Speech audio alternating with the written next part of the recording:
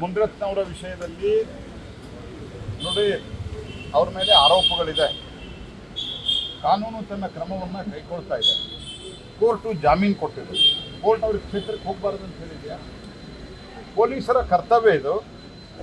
ಸರ್ಕಾರ ಅದರ ಪೊಲೀಸರ ಮೇಲೆ ಒತ್ತಡ ಹಾಕ್ತಾ ಇದೆ, ಅವ್ರಿಗೆ ರಕ್ಷಣೆ ಕೊಡಬಾರ್ದು ಅವ್ರ ಕಾರ್ಯಕ್ರಮಕ್ಕೆ ಅಂತ.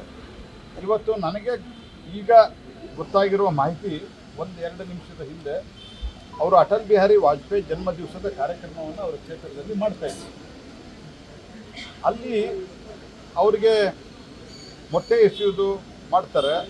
ಯಾವುದೇ ರೀತಿಯಾದಂಥ ಸಂರಕ್ಷಣೆ ಇಲ್ಲ ಅಂತಂದರೆ, ನಾನು ಸಿದ್ದರಾಮಯ್ಯನವರಿಗೆ ಹೇಳಲಿಕ್ಕೆ ಬಯಸೋದಕ್ಕೆ, ಕಾನೂನು ಕೈಯಲ್ಲಿ ತೆಗೆದುಕೊಳ್ಳುವುದು ನಿಮ್ಮಂಥವ್ರಿಗೆ ಶೋಭೆ ತರೋದಿಲ್ಲ. Let court decide. ಅದು ಮುನಿರತ್ನ ಇರಲಿ ಅಥವಾ ಈಗ ಚರ್ಚೆ ನಡೀತಾ ಇರುವಂಥ ಸಿಟಿ ರವಿ ಪ್ರಕರಣ ಇರಲಿ, ಕಾನೂನಿನ ರೀತಿಯಲ್ಲಿ ನಡೀಬೇಕು ಹೊರತಾಗಿ ನಿಮ್ಮ ಮನಸ್ಸಿಗೆ ಬಂದಂತೆ ಎಮರ್ಜೆನ್ಸಿಯಲ್ಲಿ ಮಾಡ್ತಾ ಇದ್ದೀರಲ್ಲ ನೀವು.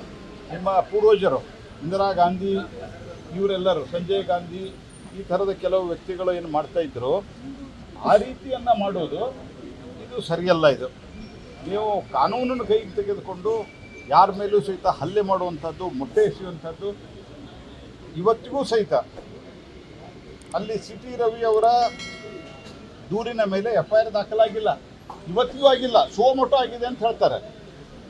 ಇವತ್ತು ಬೆಳಿಗ್ಗೆ ಕೆಲವು ಲಾಯರ್ಸ್ ಹೋಗಿ ಯಾಕೆ ನೀವು ದೂರು ದಾಖಲು ಮಾಡಿಲ್ಲ ಅಂತ ಕೇಳಿದರೆ, ಕಮಿಷನರು ಹೇಳಿದ್ದಾರೆ ನಾವು CIDಗೆ ಮಾಡಿದ್ದೀವಿ. CIDಗೆ ಮಾಡಿದರೆ ನೀವು FIR ಮಾಡಿ CIDಗೆ ಮಾಡಬೇಕು. ಅದೇ ರೀತಿ ಅನೇಕ ರೀತಿಯಾದಂಥ, ಮತ್ತು ಅಲ್ಲೇನು ಮಂಜುನಾಥ್ ನಾಯಕ್ ಅನ್ನೋರನ್ನ ಸಸ್ಪೆಂಡ್ ಮಾಡಿದ್ದಾರೆ, ಅಲ್ಲಿ ಕಮಿಷನರ್ ಇದ್ದಾರಲ್ಲ, ಅಲ್ಲಿ SP ಇದ್ದಾರಲ್ಲ, ಅದೇ ಪೊಲೀಸ್ ಸ್ಟೇಷನ್ದಲ್ಲಿ ಇದ್ದಾರಲ್ಲ, ನೀವೇನು ಮಾಡ್ತಾ ಇದ್ದೀರ ಹಂಗಿದ್ರೆ? ಅಂದರೆ ಒಂದು ರೀತಿಯಾಗಿ ಭಯ ಹುಟ್ಟಿಸುವಂಥ ಕೆಲಸ. ಮತ್ತು ಅಶೋಕ್ ಅವರು ಪೊಲೀಸ್ ಸ್ಟೇಷನ್ದಲ್ಲಿ ಹೋಗಿ ರವಿಗೆ ಮಾತಾಡಿಸ್ಬಾರ್ದು, ವಿಜೇಂದ್ರ ಅವರು ಹೋಗಿ ಮಾತಾಡಿಸ್ಬಾರ್ದು, ಅಡ್ವೊಕೇಟ್ಗಳು ಹೋಗಬಾರ್ದು. ಯಾವ ಕಾಲದಲ್ಲಿ ಇದ್ದೀರಿ ನೀವು? ಕಾಂಗ್ರೆಸ್ ಪಾರ್ಟಿ ಹೊರಗಡೆ ಕೂಡಿಸಿದ್ದಾರೆ, ಆ ಕಮಿಷನರ್ ಬಂದು ಮಾತಾಡಿಲ್ಲ.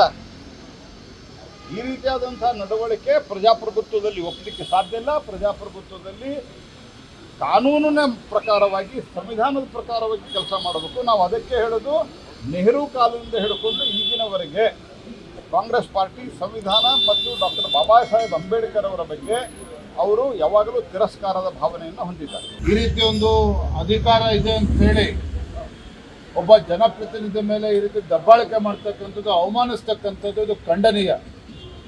ಯಾರೂ ಕೂಡ ಒಪ್ಕೊಳ್ತಕ್ಕಂಥದ್ದು ಅಲ್ಲ, ಯಾರೂ ಕೂಡ ಸಹಿಸ್ಕೊಳ್ಳೋಕೆ ಸಾಧ್ಯ ಇಲ್ಲ. ಇನ್ಸ್ಪೆಕ್ಟರ್ನ ಅಮಾನತ್ ಮಾಡಿದ್ದಾರೆ ಸರ್, ನೀವೆಲ್ಲ ಬಿಜೆಪಿ ನಾಯಕರಲ್ಲಿ ಹೋದ್ರು ಅನ್ನೋ ಕಾರಣಕ್ಕಾಗಿ. ಖಾನಾಪುರ ಇನ್ಸ್ಪೆಕ್ಟರ್ ಮಂಜುನಾಥ್ ನಾಯಕ್ ಅಂತ, ನೀವೆಲ್ಲ ಖಾನಾಪುರ ಸ್ಟೇಷನ್ ಹೋದ್ರಲ್ಲ, ಸಿಟಿ ಹೋಗಿದ್ದಾರೆ ಅಂತ, ನೀವೆಲ್ಲ ಮೀಟಿಂಗ್ ಮಾಡಿದರೆ ಯಾಕೆ ಅವಕಾಶ ಕೊಟ್ಟರೆ ಬಿಜೆಪಿ ಅವರಿಗೆ ಅಂತ ಅಲ್ಲಿನ ಸರ್ಕಲ್ ಇನ್ಸ್ಪೆಕ್ಟರ್ ಮಂಜುನಾಥ್ ನಾಯಕ್ನ ಅಮಾನತ್ ಮಾಡಿದ್ದಾರೆ. ಗುಬ್ಬಿ ಮೇಲೆ ಬ್ರಹ್ಮಾಸ್ತ್ರ ಸರ್ಕಾರ. ಗುಬ್ಬಿ ಮೇಲೆ ಬ್ರಹ್ಮಾಸ್ತ್ರ ಒಂದು, ಅಧಿಕಾರದ ದರ್ಪ ಅಥವಾ ಮದ ನೆತ್ತಿಗೆರರು ಯಾವ ರೀತಿ ಆಡಳಿತದಲ್ಲಿ ಇರ್ತಕ್ಕಂಥ ನಡ್ಕೋಬಹುದು ಅನ್ನೋದನ್ನ ಈ ಘಟನೆ ತೋರಿಸ್ಕೊಡ್ತದೆ.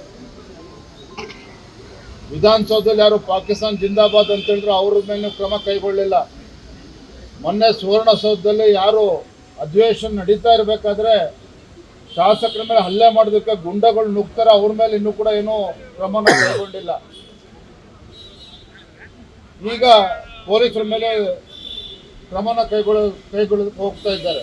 ಅಂದರೆ ಅಧಿಕಾರ ಇದೆ ಅಂತೇಳಿ ಮನಸ್ಸು ಬಂದಂತೆ ನಡ್ಕೊಳ್ತಾ ಇದ್ದಾರೆ. ಇದು ಖಂಡಿತ ಸರಿಯಲ್ಲ. ಭಾರತೀಯ ಜನತಾ ಪಾರ್ಟಿ ಖಂಡಿಸ್ತದೆ. ಮಾತಾಡ್ತಪ್ಪ, ಈಗಿನ ನಮಗೂ ಘಟನೆ ಗೊತ್ತಾಗಿರ್ತಕ್ಕಂಥ TV ನೋಡಿ ಈಗ ಗೊತ್ತಾಗಿದೆ, ಚರ್ಚೆ ಮಾಡ್ತೇವೆ.